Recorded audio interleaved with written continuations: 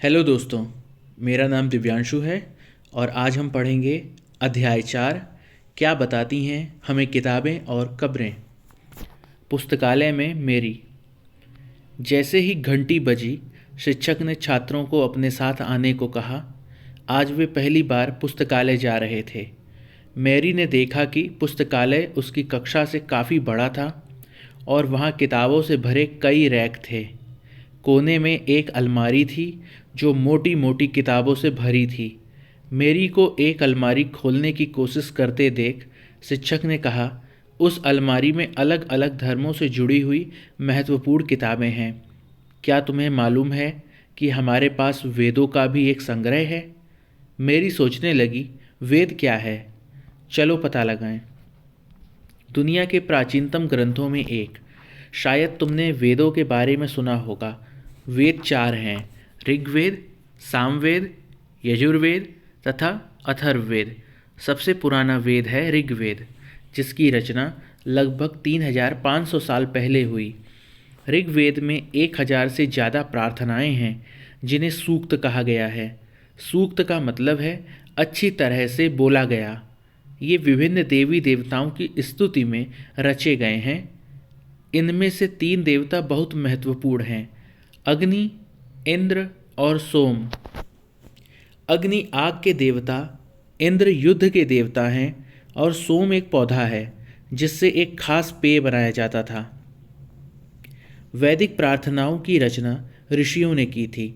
आचार्य विद्यार्थियों को इन्हें अक्षरों, शब्दों और वाक्यों में बांटकर सस्वर पाठ द्वारा कंठस्थ करवाते थे।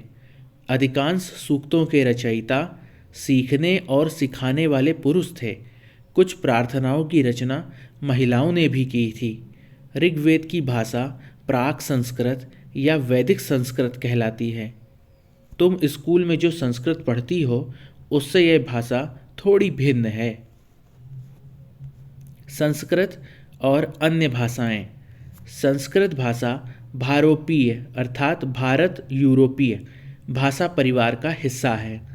भारत की कई भाषाएं असमिया, गुजराती, हिंदी, कश्मीरी और सिंधी एशियाई भाषाएं जैसे फ़ारसी तथा यूरोप की बहुत सी भाषाएं जैसे अंग्रेजी, फ्रांसीसी, जर्मन, यूनानी, इतालवी, स्पेनिश आदि इसी परिवार से जुड़ी हुई हैं। उन्हें एक भाषा परिवार इसलिए कहा जाता है क्योंकि आरंभ में उनमें कई शब्द एक जैसे थे। उदाहरण के लिए मात्र मतलब ब्रैकेट में है संस्कृत, माँ ये हिंदी का शब्द और मदर ये अंग्रेजी शब्द को देखो। क्या तुम्हें इनमें कोई समानता नज़र आती है? हम इस तरह के जो भीतर के जो क्वेश्चन हैं हम इन्हें चैप्टर के बाद इसके आंसर लेंगे। उपमहाद्वीप में दूसरे भाषा परिवारों की भी भाषाएं बोली जाती हैं। उदाहरण के लिए पूर्वोत्तर प्रदेशों में तिब्बत वर्मा परिवार की भाषाएं बोली जाती हैं। तमिल, तेलुगु, कन्नड़ और मलयालम द्रविड़ भाषा परिवार की भाषाएं हैं, जबकि झारखंड और मध्य भारत के कई हिस्सों में बोली जाने वाली भाषाएं ऑस्ट्रो एशियाटिक परिवार से जुड़ी हैं। हम जिन किताबों को पढ़ते हैं वे लिखी और छापी गई हैं। ऋग्वेद का उच्चारण किया जाता था और श्रवण किया जाता था, ना कि पढ़ा जाता था। रचना के कई सदियों बाद इसे पहली बार लिखा गया। इसे छापने का काम तो मुश्किल से 200 साल पहले हुआ। इतिहासकार ऋग्वेद का अध्ययन कैसे करते हैं? इतिहासकार पुरातत्ववेत्ताओं की तरह ही अतीत के बारे में जानकारी इकट्ठी करते हैं, लेकिन भौतिक अवशेषों के अलावा वे लिखित स्रोतों का भी उपयोग करते हैं। चलो देखते हैं कि वे ऋग्वेद का अध्ययन कैसे करते हैं। ऋग्वेद के कुछ सूक्त वार्तालाप के रूप में हैं। विश्वामित्र नामक ऋषि और देवियों के रूप में पूजित 2 नदियों व्यास और सतलुज के बीच यह संवाद एक ऐसे ही सूक्त का अंश है। यहाँ पर हम अब एक चित्र देख पा रहे हैं बाईं तरफ। ये ऋग्वेद की एक पांडुलिपि का एक पन्ना है। भूर्ज वृक्ष की छाल पर लिखी यह पांडुलिपि कश्मीर में पाई गई थी। लगभग 150 वर्ष पहले ऋग्वेद को सबसे पहली बार छापने के लिए इसका उपयोग किया गया था। इसी पांडुलिपि को देखकर अंग्रेजी अनुवाद तैयार हुआ। यह पांडुलिपि पुणे, महाराष्ट्र के एक पुस्तकालय में सुरक्षित है। विश्वामित्र और नदियाँ। विश्वामित्र, हे नदियों, अपने बछड़ों को चाटती हुई दो दमकती गायों की तरह दो फुर्तीले घोड़ों की चाल से पहाड़ों से नीचे आओ। इंद्र द्वारा दी हुई शक्ति से स्फूर्त तुम रथों की गति से सागर की ओर बह रही हो। तुम जल से परिपूर्ण हो और एक दूसरे से मिल जाना चाहती हो। नदियाँ, जल से परिपूर्ण हम देवताओं के बनाए रास्ते पर चलती हैं। एक बार निकलने पर हमें रोका नहीं जा सकता। हे ऋषि, तुम हमसे प्रार्थना क्यों कर रहे हो? विश्वामित्र, हे बहनों, मुझ गायक की प्रार्थना सुनो। मैं रथों और गाड़ियों सहित बहुत दूर से आया हूँ। कृपा करके अपने जल को हमारे रथों और गाड़ियों की धुरियों के ऊपर न उठाओ, ताकि हम आसानी से उस पार जा सकें। नदियाँ, हम तुम्हारी प्रार्थना सुनेंगे, जिससे तुम सब सुरक्षित उस पार जा सको। इतिहासकार यह बताते हैं कि यह प्रार्थना उस क्षेत्र में रची गई होगी जहाँ ये नदियाँ बहती हैं। वे यह भी सुझाते हैं कि जिस समाज में ऋषि रहते थे वहाँ घोड़ों और गायों को बहुत महत्व दिया जाता था। इसलिए नदियों की तुलना घोड़ों और गायों से की गई है। ऋग्वेद की प्रार्थनाओं में अन्य दूसरी नदियों, खासकर सरस्वती, सिंधु और उसकी सहायक नदियों का भी जिक्र है। गंगा और यमुना का उल्लेख सिर्फ एक बार हुआ है। मवेशी, घोड़े और रथ। ऋग्वेद में मवेशियों, बच्चों, खासकर पुत्रों और घोड़ों की प्राप्ति के लिए अनेक प्रार्थनाएं हैं। घोड़ों को लड़ाई में रथ खींचने के काम में लाया जाता था। इन लड़ाइयों में मवेशी जीतकर लाए जाते थे। लड़ाइयाँ वैसे जमीन के लिए भी लड़ी जाती थीं जहाँ अच्छे चारागाह हों या जहाँ पर जौ जैसी जल्दी तैयार हो जाने वाली फसलों को उपजाया जा सकता हो। कुछ लड़ाइयाँ पानी के स्रोतों और लोगों को बंदी बनाने के लिए भी लड़ी जाती थीं।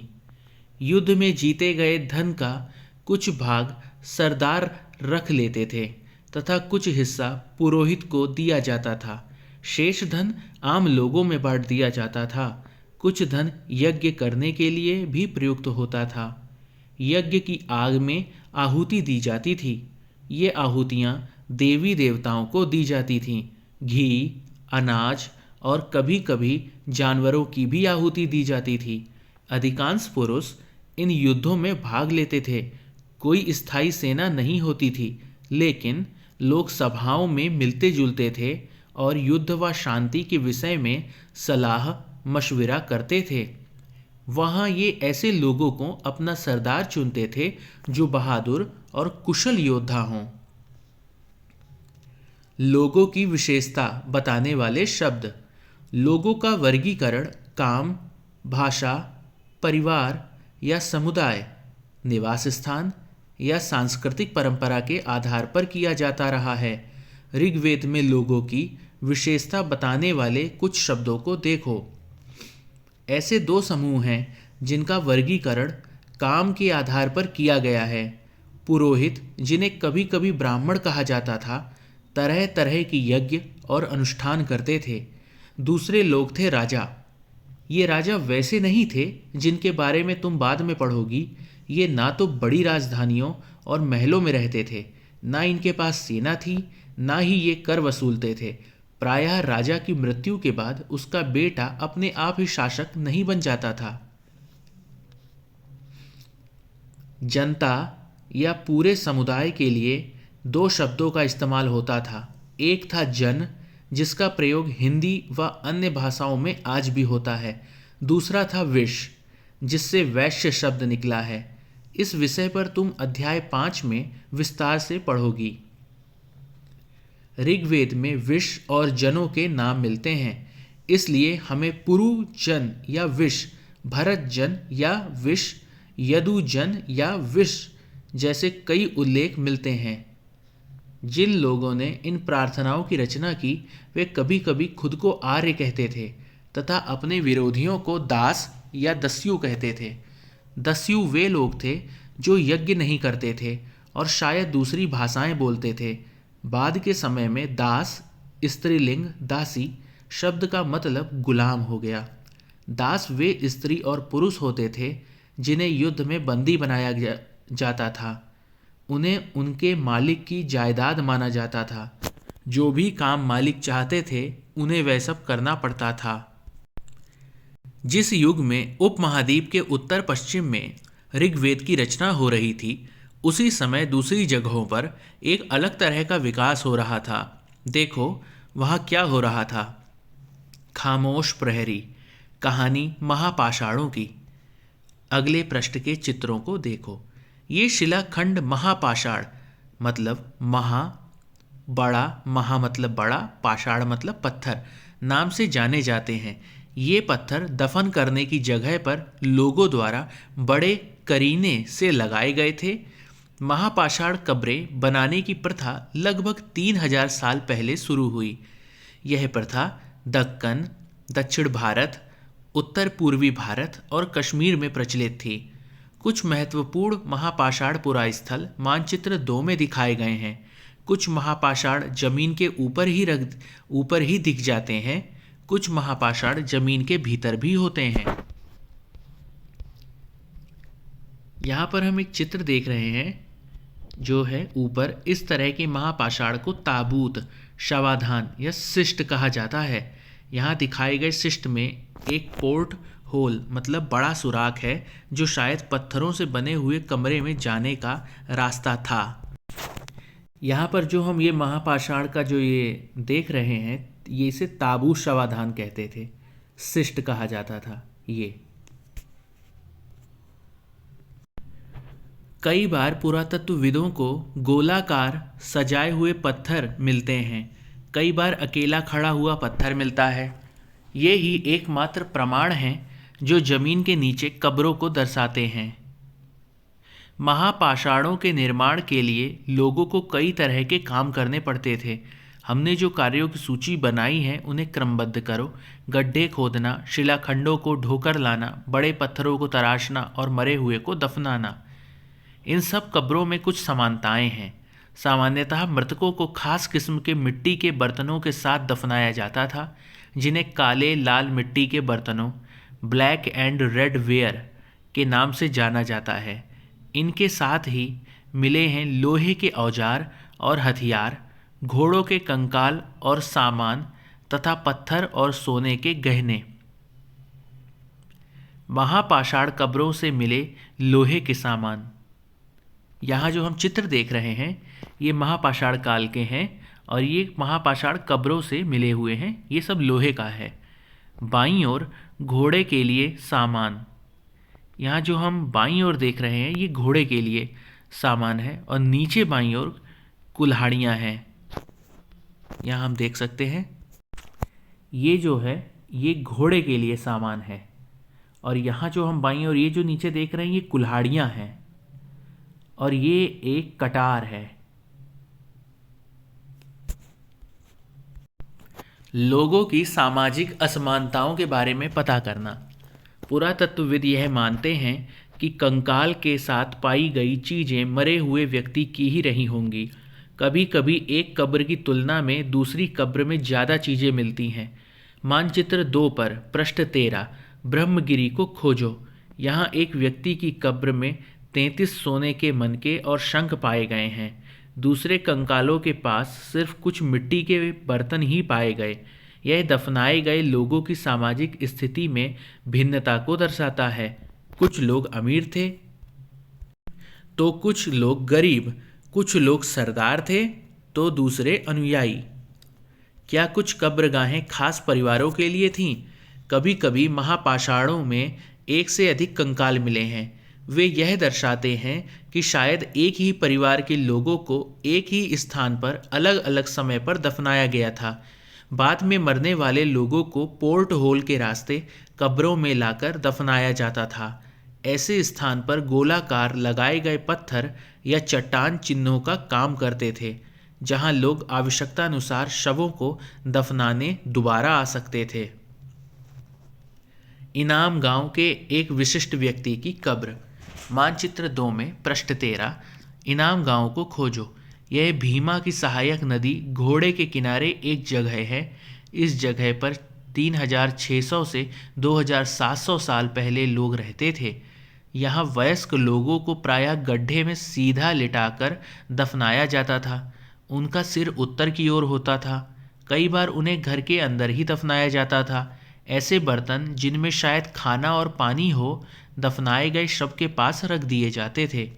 एक आदमी को 5 कमरों वाले मकान के आंगन में 4 पैरों वाले मिट्टी के एक बड़े संदूक में दफनाया गया था।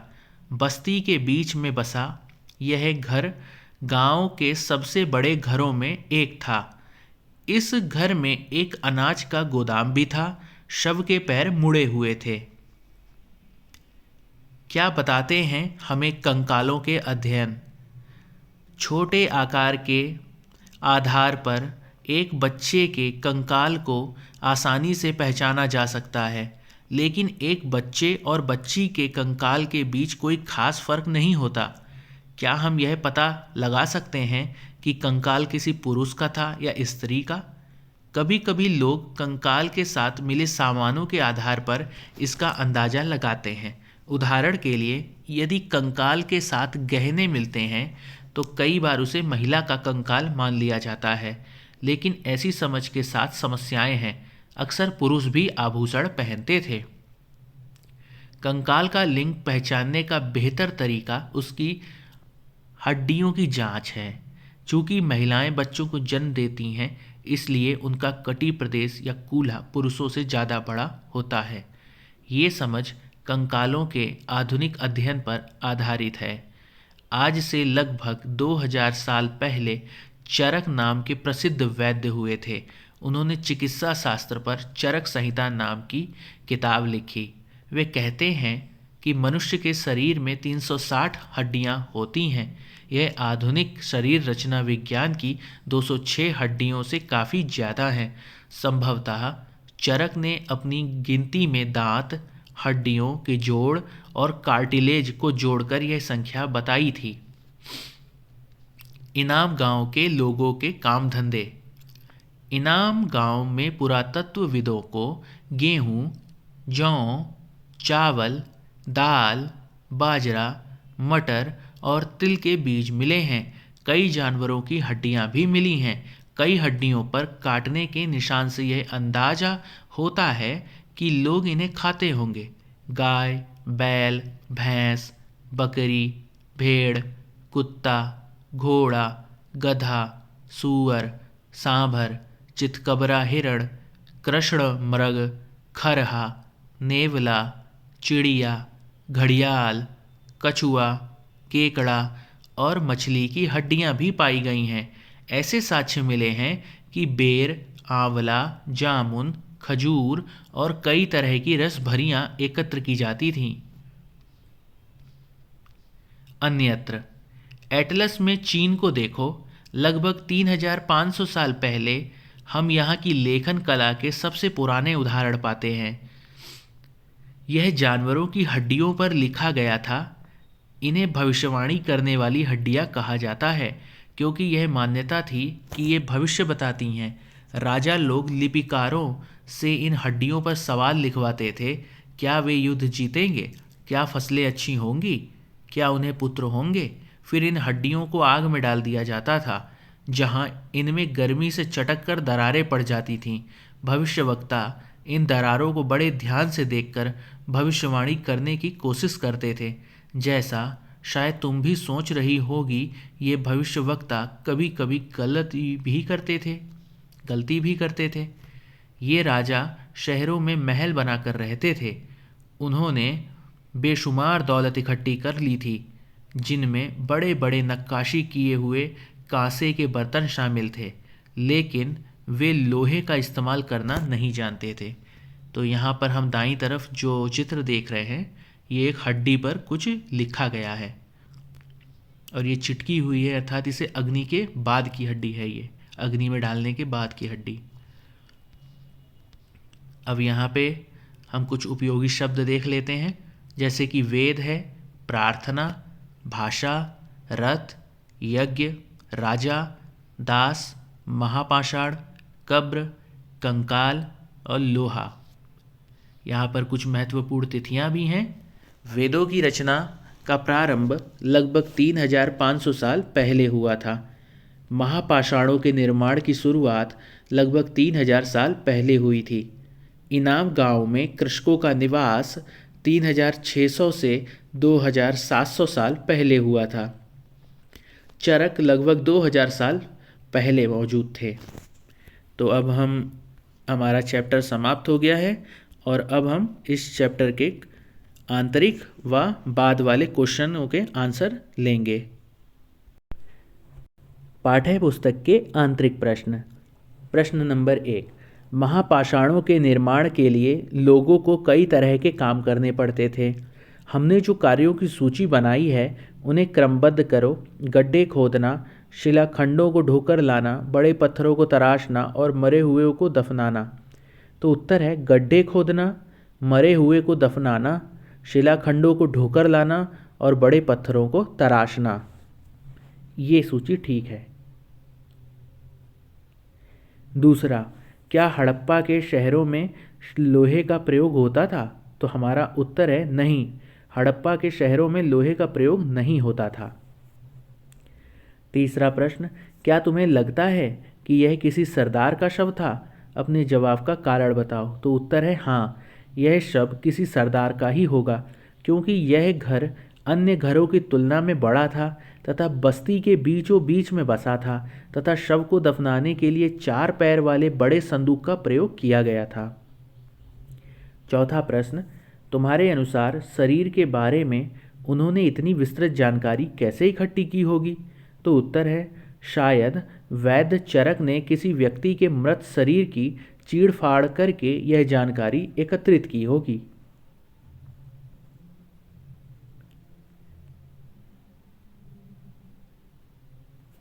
ऋग्वेद के राजा और इन राजाओं के बीच कोई एक फर्क बताइए।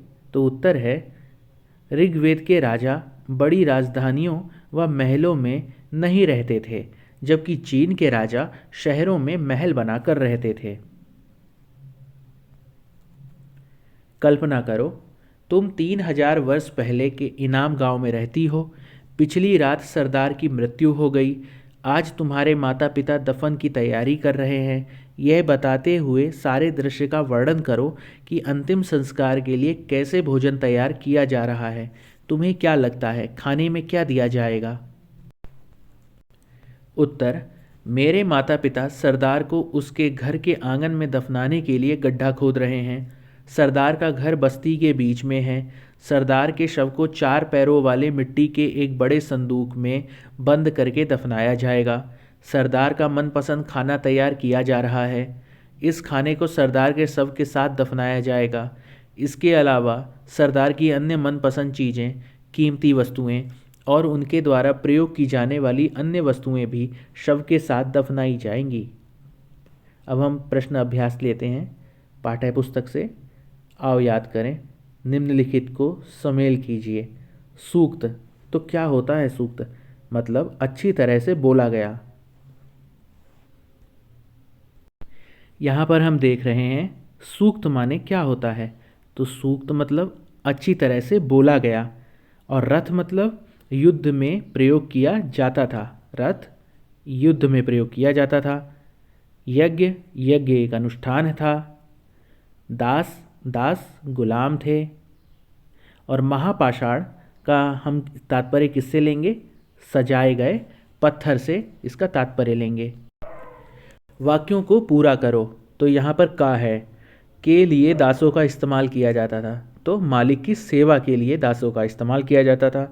खा में महापाषाण पाए गए हैं। कहाँ कहाँ पाए गए? दक्कन, दक्षिण भारत, उत्तर पूर्वी भारत और कश्मीर में महापाषाण पाए जाते हैं। आगे बढ़ते हैं। जमीन पर गोले में लगाए गए पत्थर या चट्टान का काम करते थे तो चिन्हों का काम करते थे। घ पोर्ट होल का इस्तेमाल किसके लिए होता था? तो पोर्ट होल का इस्तेमाल पत्थरों से बने हुए कमरे में जाने के लिए होता था। ड़ इनाम गांव के लोग अनाज, फल और मांस खाते थे। आओ चर्चा करें। प्रश्न नंबर 3, आज हम जो किताबें पढ़ते हैं वे ऋग्वेद से कैसे भिन्न हैं? तो उत्तर है, आज हम जो किताबें पढ़ते हैं वे लिखी और छापी गई हैं, जबकि ऋग्वेद का उच्चारण और श्रवण किया जाता था। ऋग्वेद की रचना के सदियों बाद इन्हें लिखा गया था।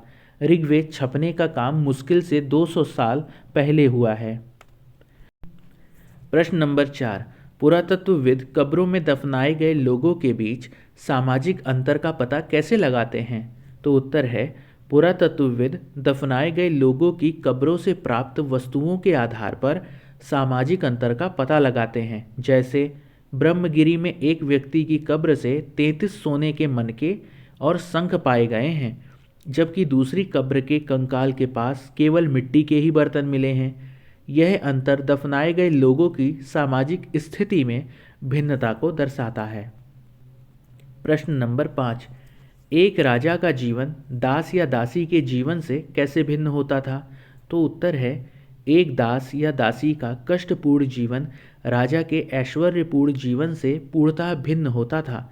दास या दासी वे स्त्री और पुरुष होते थे जिन्हें राजा द्वारा युद्ध में बंदी बनाया जाता था। उन्हें राजा की जायदाद माना जाता था और उन्हें राजा की सभी आज्ञाओं का पालन करना पड़ता था। प्रश्न 6, पता करो कि तुम्हारे विद्यालय के पुस्तकालय में धर्म के विषय पर किताबें हैं या नहीं। उस संग्रह से किन्हीं 5 पुस्तकों के नाम बताओ। तो इसका तो उत्तर छात्र अपने अपने विद्यालय के पुस्तकालय के अनुसार स्वयं निर्णय लें।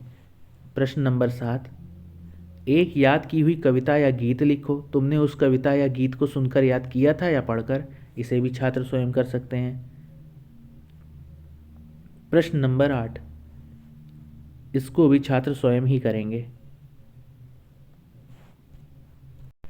तो यहाँ पर हमने पाठ्य पुस्तक के भी आंतरिक और चैप्टर के बाद वाले क्वेश्चन आंसर को कर लिया है।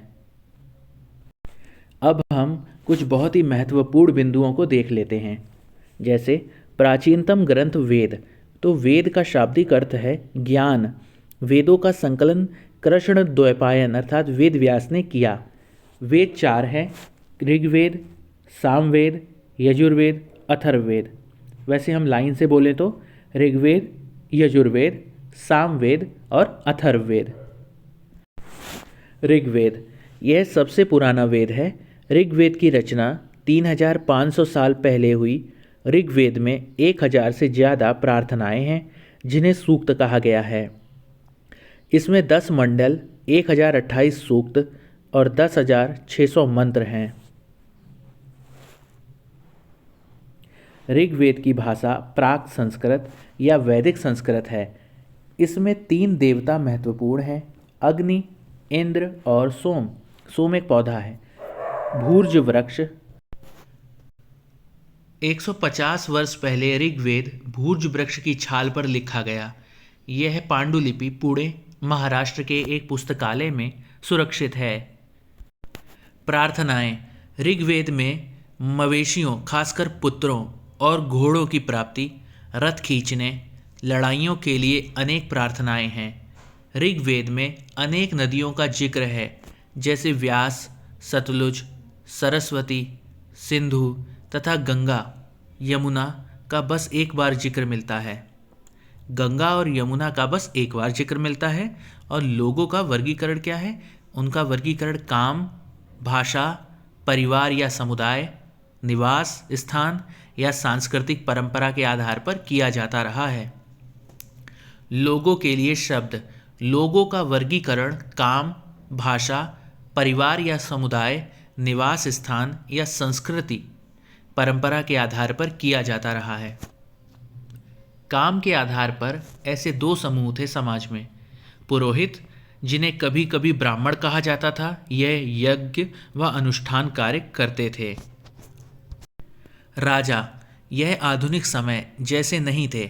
ये ना महल में रहते थे ना राजधानियों में ना ही सेना रखते थे, न कर वसूलते थे, और उनकी मृत्यु के बाद उनका बेटा अपने आप शासक नहीं बनता था। जनता व पूरे समाज के लिए जन इसका प्रयोग आज भी होता है। दूसरा शब्द था विष, जिसका वैश्य शब्द निकला है। जिन लोगों ने प्रार्थनाओं की रचना की वे खुद को आर्य कहते थे, वह विरोधियों को दास या दस्यु कहते थे।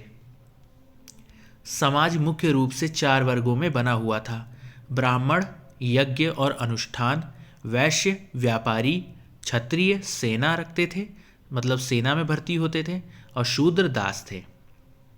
महापाषाण 3000 साल पहले शुरू हुई। ये शिलाखंड महापाषाण, महा मतलब बड़ा, पाषाण मतलब पत्थर, ये पत्थर दफन करने की जगह पर लोगों द्वारा बड़े करीने से लगाए गए थे। ये प्रथा दक्कन, दक्षिण भारत, उत्तर पूर्वी भारत और कश्मीर में प्रचलित थी।